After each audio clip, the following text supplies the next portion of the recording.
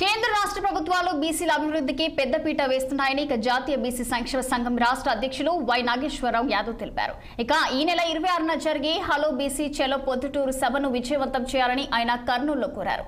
ఈ సదస్సుకు రాజ్యసభ సభ్యులు ఆర్ కృష్ణయ్య హాజరవుతారని బీసీల కులగణన చేపట్టిన కూటమి ప్రభుత్వానికి ధన్యవాదాలు తెలిపారు.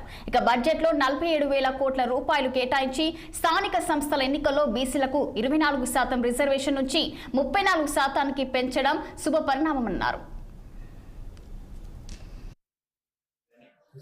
మరి అట్లాగే ముఖ్యమంత్రి చంద్రబాబు నాయుడు గారికి కానీ ప్రత్యేక కృతజ్ఞతలు తెలియజేసుకుంటున్నాం.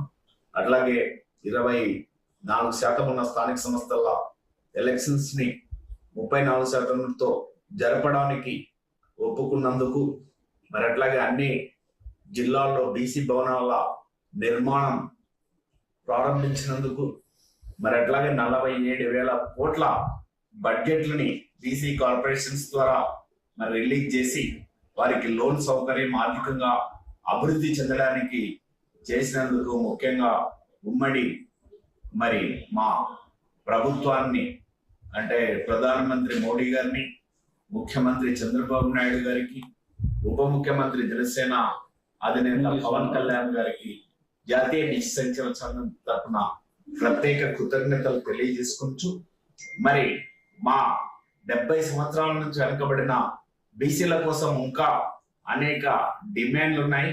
మా చిరకాల కోరిక చట్టసభల్లో బీసీలకి